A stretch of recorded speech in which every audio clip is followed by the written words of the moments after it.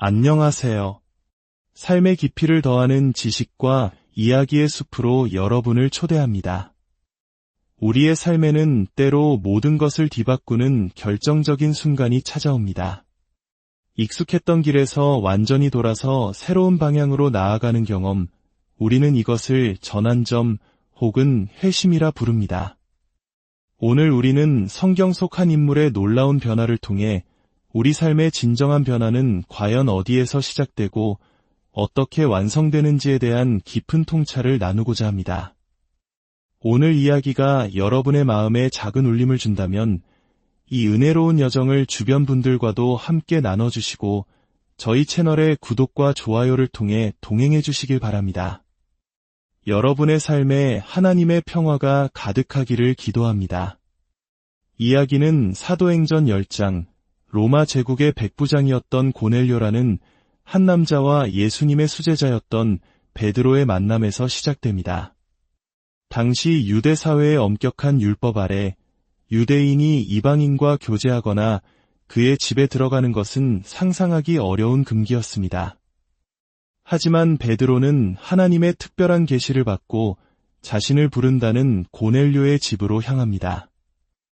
집 안으로 들어선 베드로는 이미 많은 사람들이 모여 자신을 기다리는 것을 보고 놀랍니다.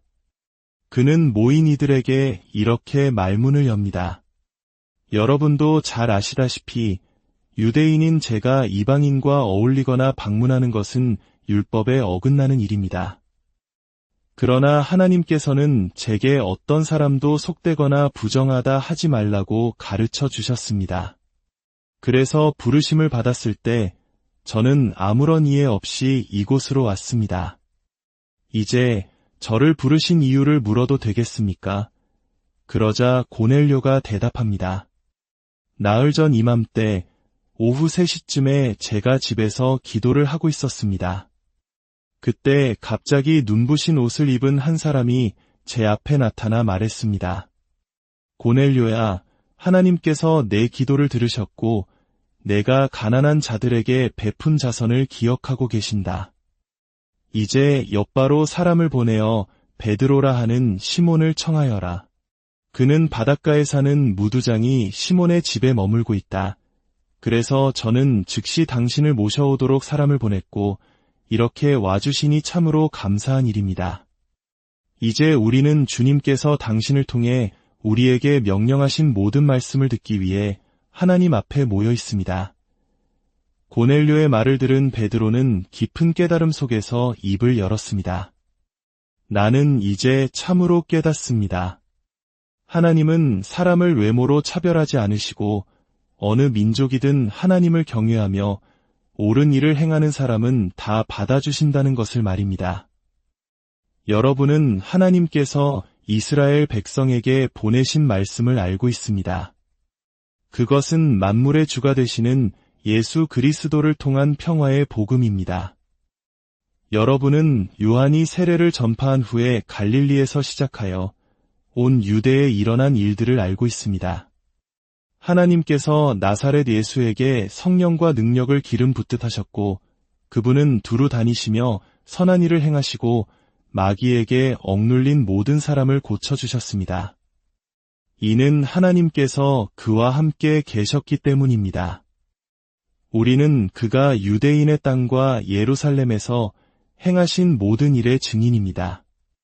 사람들이 그를 나무에 매달아 죽였지만 하나님께서는 사흘 만에 그를 다시 살리시고 우리에게 나타나게 하셨습니다. 모든 사람에게 나타나신 것이 아니라 하나님께서 미리 택하신 증인들, 곧 그가 죽은 자 가운데서 부활하신 후에 그와 함께 먹고 마신 우리에게 나타나셨습니다.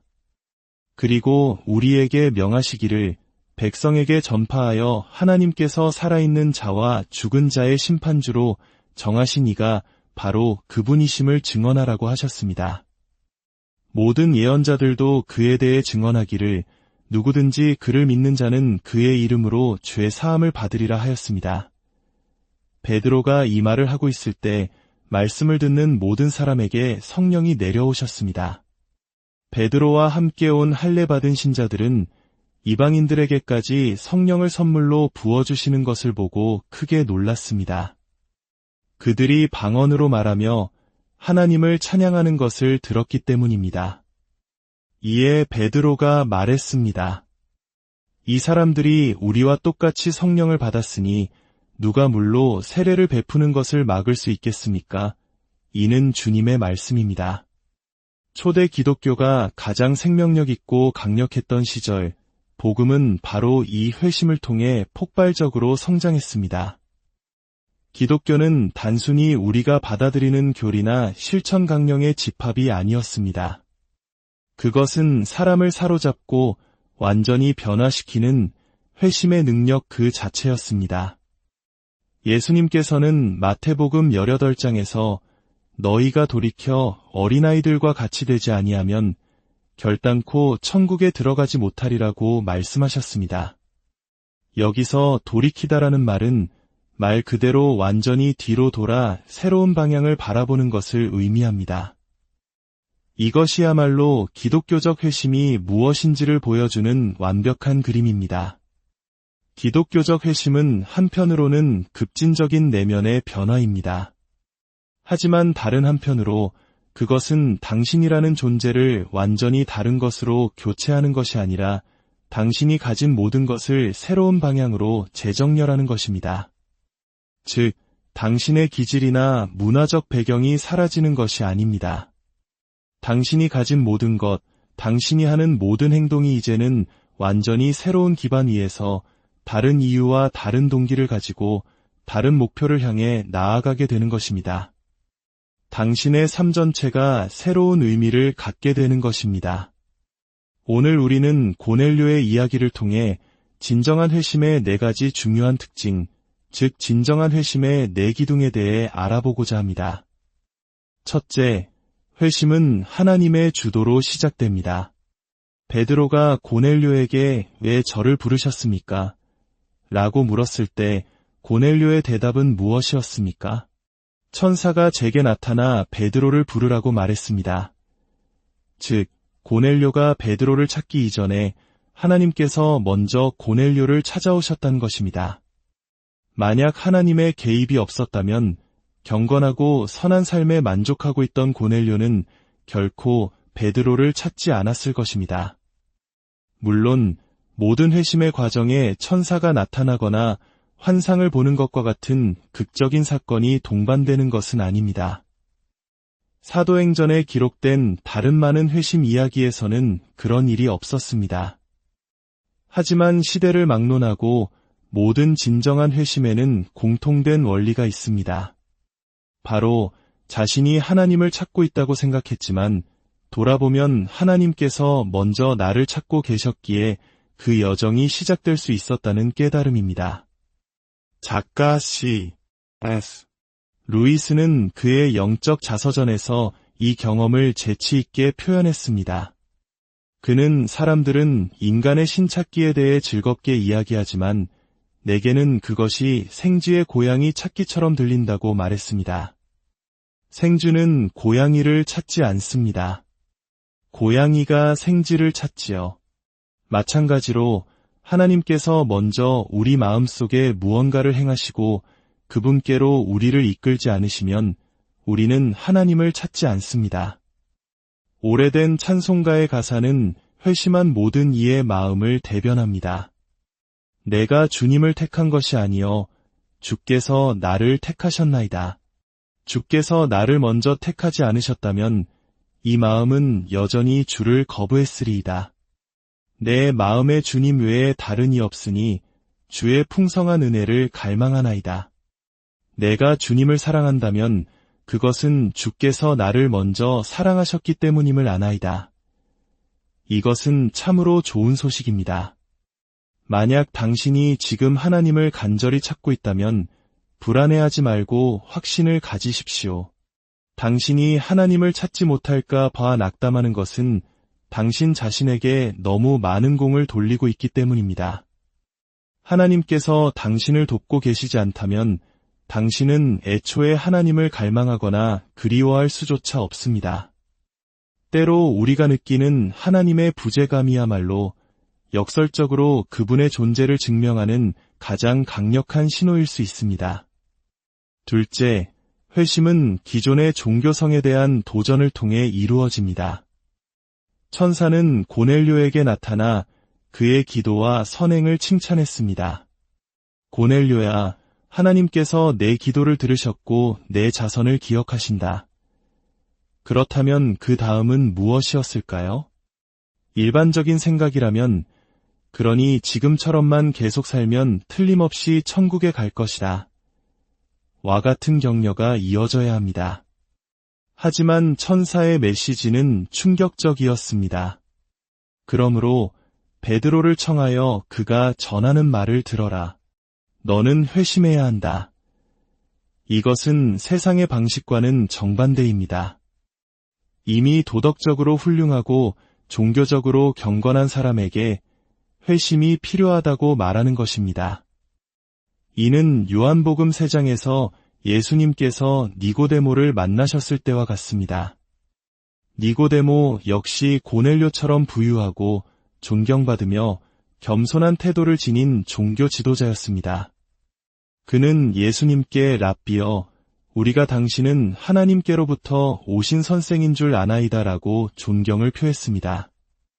예수님은 그런 그에게 니고데모, 내 삶은 거의 완벽하니 몇 가지만 더하면 되겠다고 말씀하지 않으셨습니다. 대신 예수님은 단호하게 선언하셨습니다. 니고데모, 너는 반드시 거듭나야 한다. 거듭난다는 것은 회심에 대한 강력한 이미지입니다. 단순히 삶을 조금 개선하는 것이 아니라 완전히 처음부터 다시 시작해야 한다는 의미입니다. 우리는 흔히 거듭남이나 회심이 인생이 망가진 사람들에게나 필요한 극적인 경험이라고 생각합니다. 하지만 성경은 가장 모범적이고 경건한 사람들, 즉 고넬료와 니고데모 같은 이들에게도 급진적인 회심이 절대적으로 필요하다고 말합니다. 왜일까요? 기독교의 복음은 단순히 착하게 살라는 도덕적 가르침이 아닙니다. 오히려 그것은 우리의 도덕성과 종교성에 대한 근본적인 도전입니다. 성경은 인류의 근본적인 문제가 인간이 스스로 하나님의 자리에 앉으려는 데 있다고 말합니다. 스스로 하나님이 되는 데에는 두 가지 방법이 있습니다. 하나는 모든 도덕 법칙을 어기며 자기 마음대로 사는 것이고, 다른 하나는 모든 도덕 법칙을 지킴으로써 나는 내 선행으로 구원을 얻을 자격이 있다고 주장하는 것입니다. 전자는 우리를 범죄자로 만들고, 후자는 우리를 위선적인 바리새인으로 만들거나 혹은 아무리 노력해도 충분하지 않다는 죄책감에 시달리게 만듭니다. 겉보기에는 정반대처럼 보이지만 두 가지 방식 모두 자기 자신이 구원자가 되려는 교만이며 영혼을 왜곡시키는 자기중심성입니다. 따라서 규칙을 어기는 죄인뿐만 아니라 가장 종교적이고 도덕적인 사람에게도 회심은 필요합니다. 오히려 후자는 자신의 영적 파산 상태를 보지 못하기에 더 큰 문제에 직면해 있을 수 있습니다. C.S. 루이스의 소설 위대한 이혼에는 이 점을 날카롭게 보여주는 장면이 있습니다. 지옥에서 온 한 유령이 천국 문턱에서 천국의 존재를 만납니다. 유령은 가슴을 치며 자랑스럽게 말합니다. 나는 평생 정직하게 살았소. 내 권리가 아닌 것은 탐하지 않았고 내 할 일은 다 했지. 그런데 왜 당신 같은 살인자는 천국에 있고 나 같은 사람이 지옥에 있어야 한단 말이오? 나는 자비를 구걸하지 않겠소. 내 정당한 권리를 요구할 뿐이요. 천국의 존재는 안타까워하며 대답합니다. 오, 제발 그러지 마세요. 여기서는 아무것도 살 수 없어요. 모든 것은 구하는 자에게 거저 주어지는 자비입니다. 제발 그 피 묻은 자비를 구하세요. 하지만 유령은 끝까지 자신의 의로움을 주장하며 자비를 거부하고 다시 어둠 속으로 돌아갑니다. 이야기처럼 복음이 진리라면 우리의 회심은 거듭남과 선하게 사는 것의 차이를 깨닫는 데서 시작됩니다. 자신이 영적으로 괜찮다고 생각하는 사람이야말로 가장 위험한 상태에 있으며 자신이 영적으로 파산했음을 인정하는 사람이야말로 구원의 길 위에 서 있는 것입니다. 셋째, 회심은 성령을 통한 변화입니다. 베드로가 말씀을 전할 때 성령이 모든 이에게 임했습니다.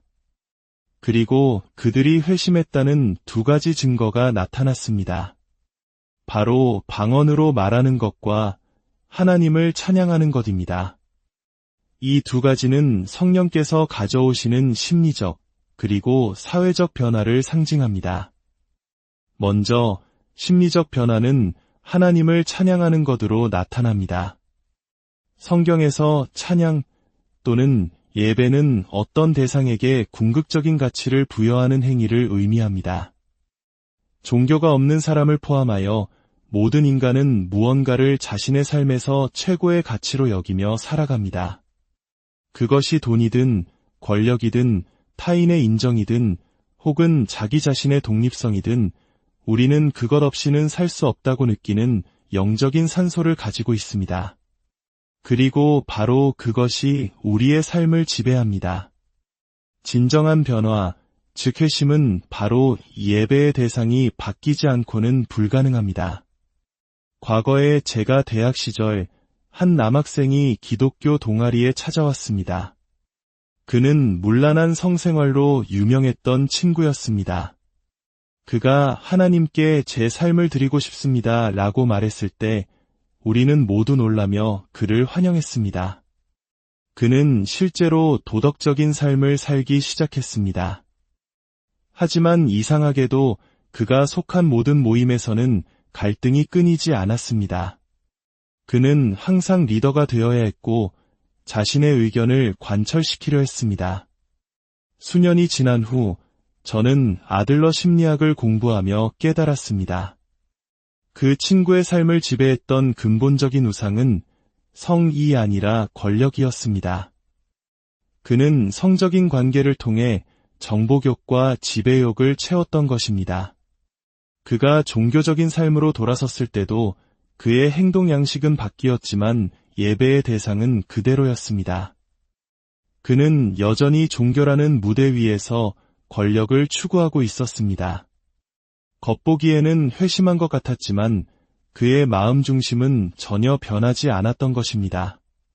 진정한 회심은 성령의 역사로 우리 마음의 가장 깊은 곳에 있는 예배의 대상이 하나님으로 바뀔 때 일어납니다.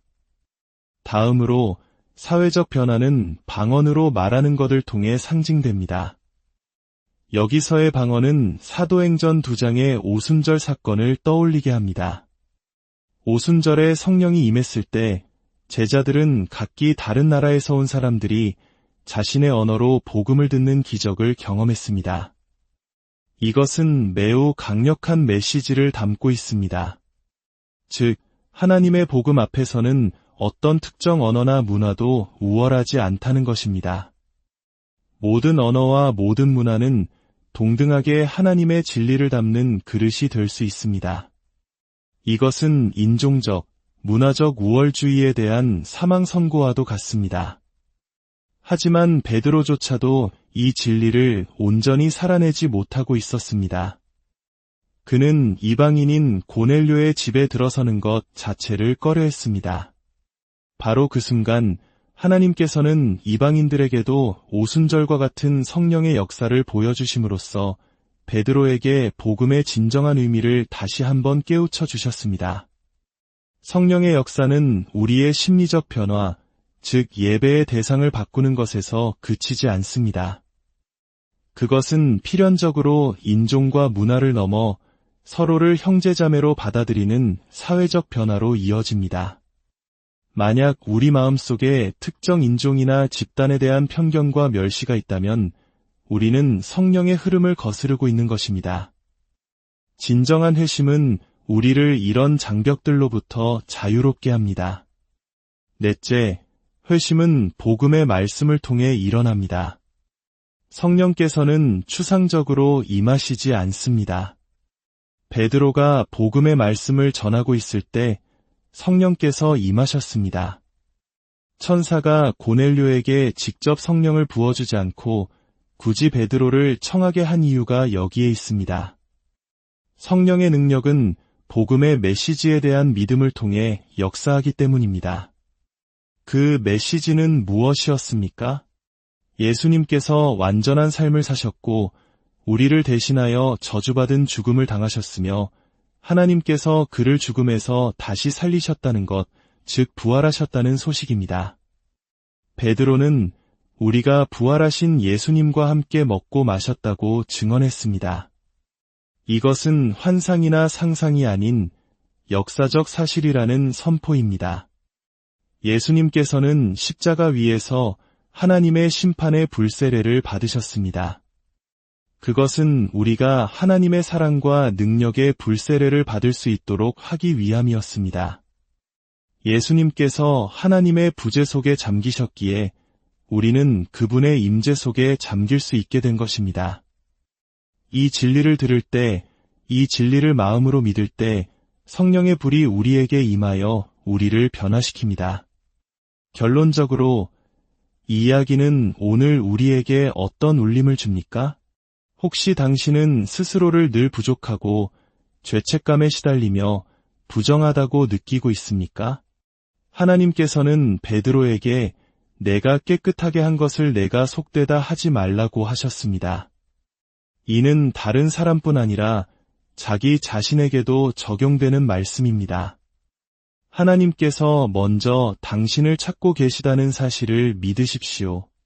당신이 하나님을 조금이라도 원한다면 그것은 이미 하나님께서 당신의 삶에 역사하고 계시다는 증거입니다. 앞서 이야기했던 유령처럼 자신의 권리를 주장하지 말고 하나님의 자비를 구하십시오. 또한 우리는 전도자가 회심자를 변화시키지만 동시에 회심자가 전도자를 변화시키는 놀라운 신앙을 가지고 있습니다. 베드로는 고넬료를 통해 자신의 편견을 깨고 더 깊은 복음의 진리를 깨달았습니다. 우리 역시 우리와 다른 사람들, 특히 우리가 돕고자 하는 사람들을 통해 우리 자신의 삶에 아직 복음이 닿지 않은 부분을 발견하게 됩니다.